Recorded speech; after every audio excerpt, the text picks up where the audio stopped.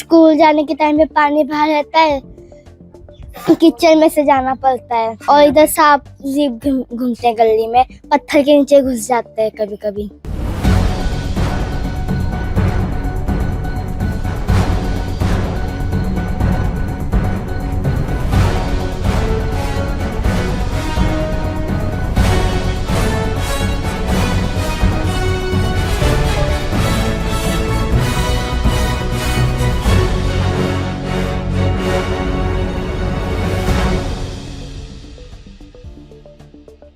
नमस्कार दर्शकों और साथियों, मैं हूं शशि शर्मा। आप देख रहे हैं दबंग खबरें। दोस्तों, आज हम उत्तन के माल डोंगरी के पास हनुमान मंदिर के पास स्थित हैं और आपको दिखाना चाहते हैं कि यहाँ के लोग किस तरह नारकीय जीवन जीने को मजबूर हैं और मर मर कर जी रहे हैं। महानगर पालिका कहने को तो महानगर पालिका है, यहाँ पे मनपा आयुक्त है। पिछले 5 सालों से जो नगर सेवक है वो घर बैठे हुए हैं, उनको कोई पावर नहीं है।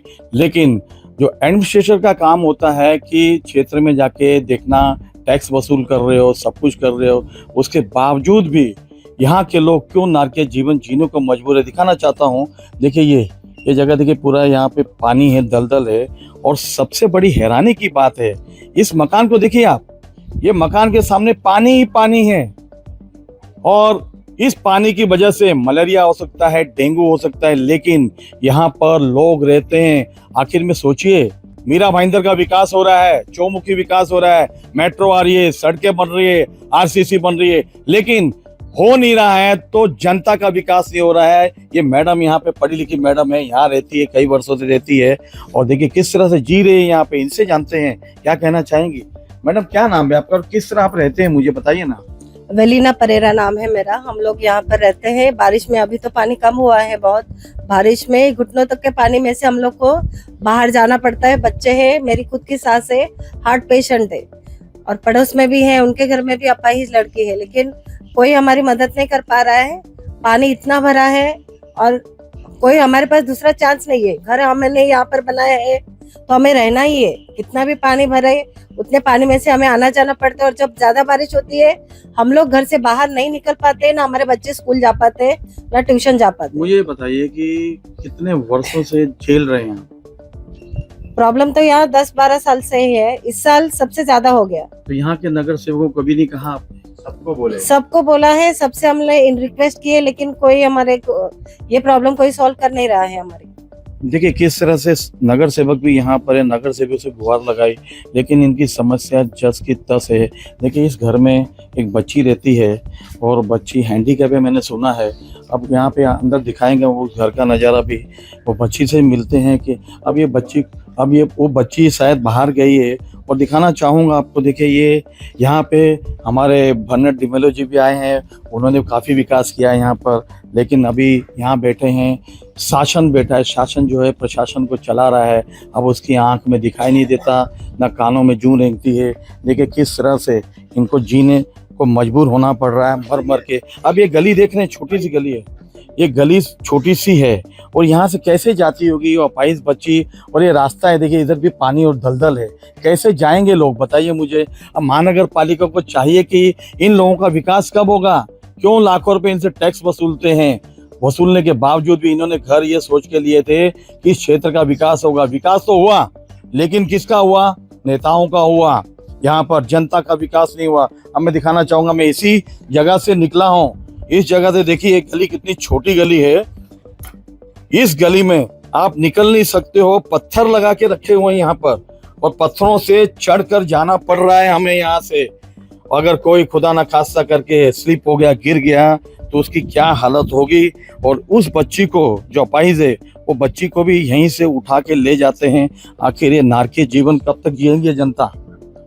यहाँ पे 2 विधायक हैं, 146 के विधायक हैं, जो मंत्री भी हैं, महाराष्ट्र सरकार में परिवहन मंत्री हैं, यहाँ लोकल विधायक है नरेंद्र मेहता जी, लेकिन फिर भी इन्हें नारकीय जीवन जीने को मजबूर होना पड़ रहा है। हमसे कल परिवहन मंत्री प्रताप सरनाईक ने कहा था कि आप वहां पे जाइए, लोग परेशान हैं, मुझे उसकी वास्तुस्थिति बताइए। तो हम अपने माध्यम से परिवहन मंत्री प्रताप सरनाईक से कहना चाहते हैं कि यहाँ का विकास बहुत जरूरी है और जिस तरीके से छोटे रास्ते हैं, इन रास्तों से किस तरह से गुजरा जाएगा, इनके लिए कोई प्रावधान करना चाहिए। पक्के रास्ते बनाने चाहिए, क्योंकि इन रास्तों तक कैसे गुजरेंगे और कभी बीमारी हो तो उस बीमारी में किस तरह से बच्चों को ले जाया जाएगा, घर वाले कैसे जाएंगे। यहाँ पे काफ़ी सुविधाओं का अभाव है। अब देखना है हमारी खबर का संज्ञान किस तरह लिया जाता है, शासन प्रशासन लेती है।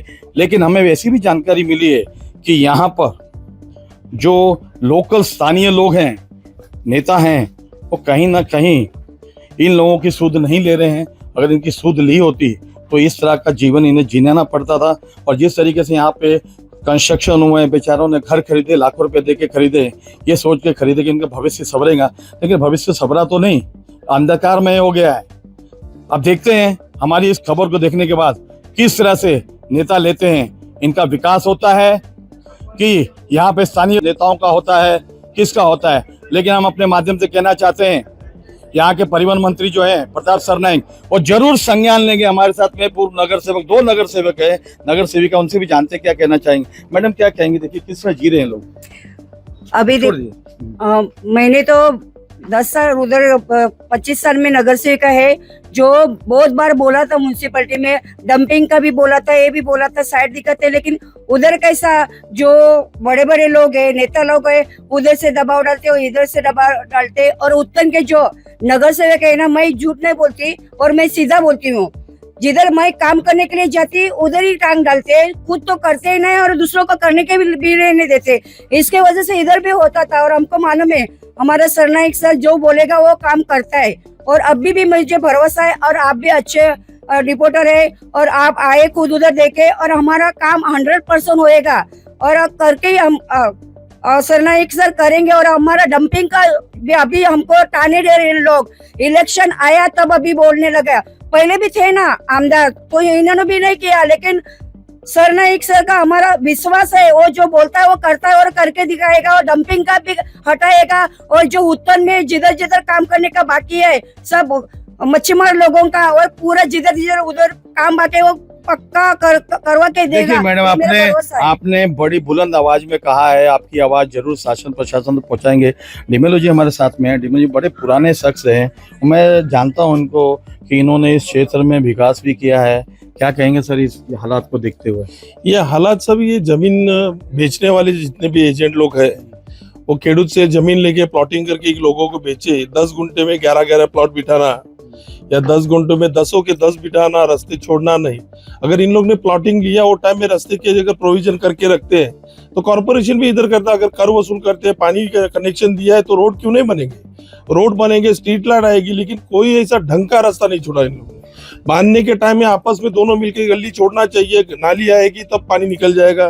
किधर भी रास्ते नहीं छोड़े, इसके वजह से ये सब मसला हो रहा है। देखिए हमारे साथ शर्मिला भगा जी भी है, उनसे भी जानते हैं, वो भी यहाँ की नगर सेविका है, वो क्या कहना चाहेंगी।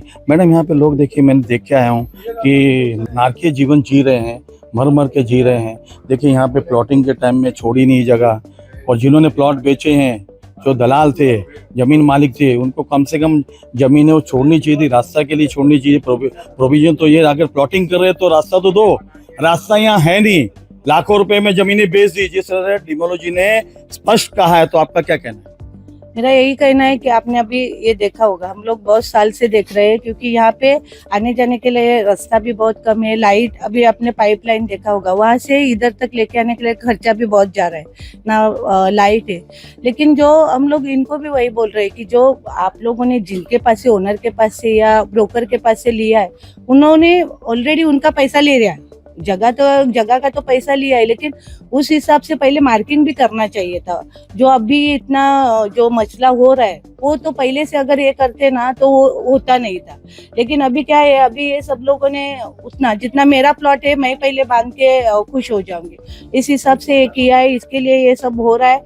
लेकिन आपके माध्यम से यही कहना चाहती हूँ कि जो भी है, जो भी मालिक है, अगर आगे जाके भी, अगर आगे का है, पीछे का है, लेकिन उन्होंने अगर जगह नहीं रखी तो पीछे नहीं जा पाएगा। तो उसके लिए दोनों पार्टी में, आपने कहा, सब सही कहा कि दोनों को, जो जिनके घर हैं, उन दोनों को ही रास्ता छोड़ना चाहिए, दोनों साइड से रास्ता छोड़ना चाहिए, तभी ये रास्ते चौड़े हो सकते हैं। लेकिन कहते हैं ना, 1 फुट जमीन में कोई देना नहीं चाहता, और देखिए जमीन को तो यहीं छोड़ना पड़ता है और सारा कुछ यहीं छोड़ के जाना पड़ता है, प्रकृति का नियम है। लेकिन हम लड़ते रहते हैं उसी जमीन के टुकड़े के लिए, 1 फुट के लिए, 1 गज के लिए लड़ते रहते। क्यों? आखिर में लोगों के समझ में नहीं आता। लेकिन विकास कैसे होगा?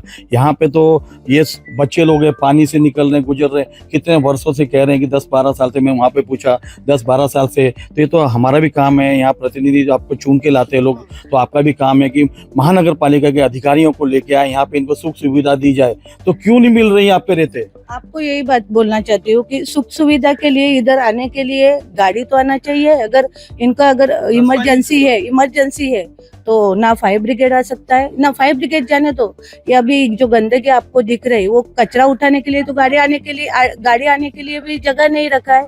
ना ही इधर कोई मतलब ऐसा कि नाला भी नहीं बना सकते हैं। देखिए इन्होंने किस तरह से कहा है कि जिन्होंने प्लॉटिंग करके बेचा है उनका सबका गुनाह है। आखिर में यहाँ पे ना गाड़ी आ सकती है ना कुछ आ सकता है।